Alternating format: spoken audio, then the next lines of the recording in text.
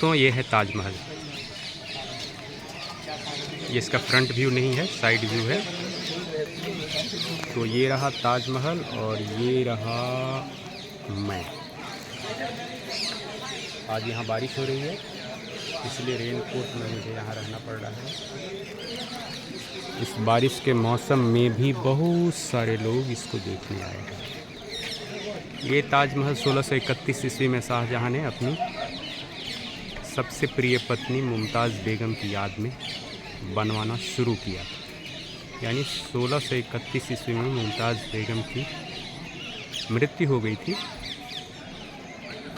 उनकी शादी 19 वर्ष चली।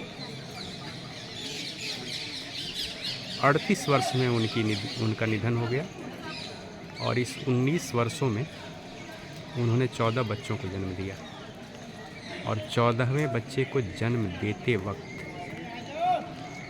हीमोफीलिया, रक्त की कमी की वजह से उनकी मृत्यु हो गई। मोर्टेलिटी रेट उस समय बहुत ज़्यादा हुआ करती थी, इसलिए 14 बच्चों में 6 बच्चे ही बच सके।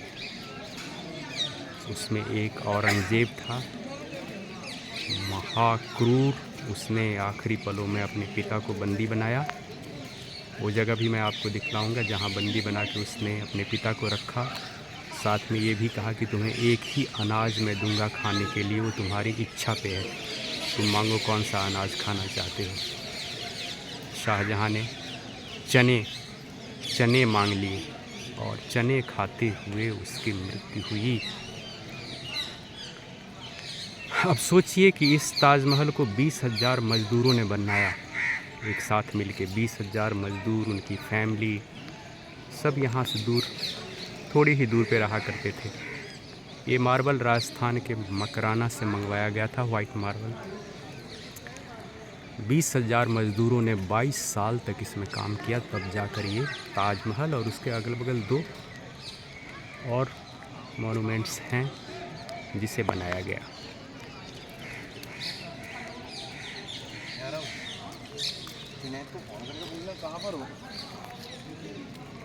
इसकी 4 मीनारें हैं, लेकिन पोजीशनिंग इसकी ऐसी है और इतना बड़ा ये है कि चारों मीनारें एक साथ नहीं देखी जा सकती। नज़दीक से, दूर से हम इसे देख सकते हैं।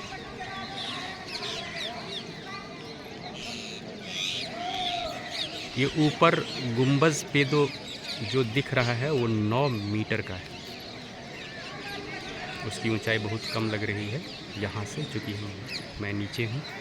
वो 9 मीटर का है और जिस प्लेटफॉर्म पे ये ताजमहल बना है उसकी ऊंचाई 8 मीटर है। 8 मीटर चढ़ाई चढ़ने के पश्चात हम उस प्लेटफॉर्म पे पहुँचते हैं, जिस प्लेटफॉर्म की लंबाई करीब 100 मीटर है। ताजमहल के बगल में एक दूसरी नई कलाकृति है, क्या है पता नहीं, उसके अंदर जाके पता चलेगा।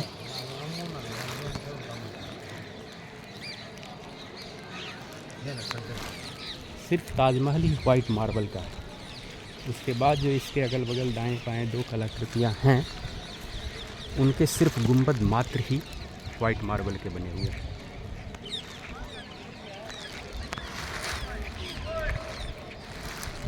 देखते हैं, ये इसी तरह की कलाकृति ताजमहल की दूसरी ओर है।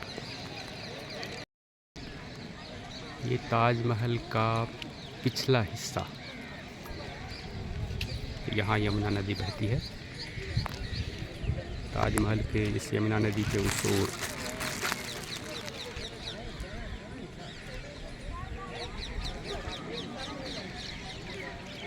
यहाँ कुछ आप देख सकते हैं, कुछ और नए पनपे हुए शाहजहाँ और मुमताज़ बेगम भी दिखाई देंगी।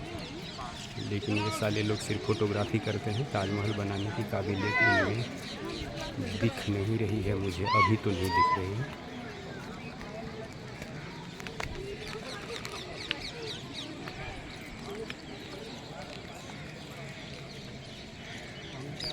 ताजमहल में जो शाहजहाँ की इच्छा थी कि उसे मुमताज़ बेगम के बगल में ही दफनाया जाए। औरंगज़ेब ने कम से कम इतनी बात ज़रूर की और उसे उसके मृत शरीर को वहीं स्थान दिया। लेकिन अंदर फोटोग्राफी लेना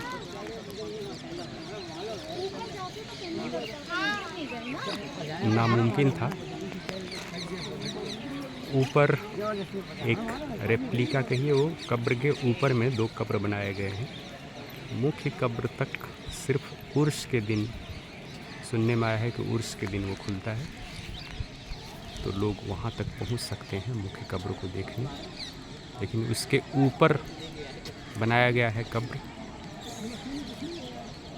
और लोग समझते हैं वही कब्र है। देख सकते हैं उधर एक कलाकृति दिख रही है दूसरी ओर।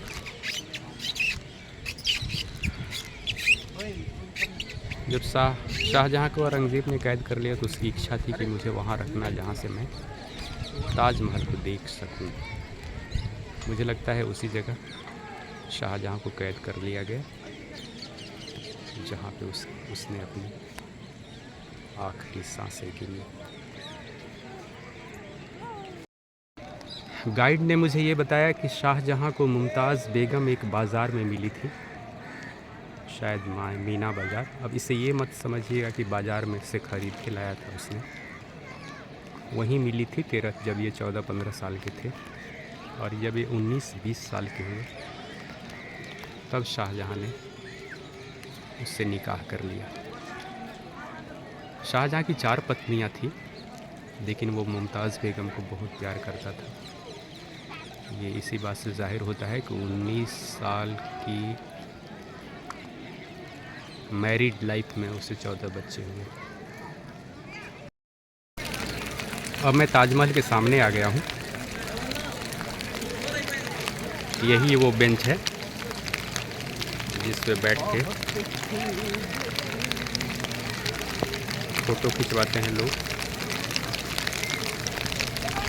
और ये ताजमहल का खूबसूरत नज़ारा सामने। बहुत भीड़ है लेकिन बारिश हो रही है, इसलिए सबके सब शेड में चले गए हैं।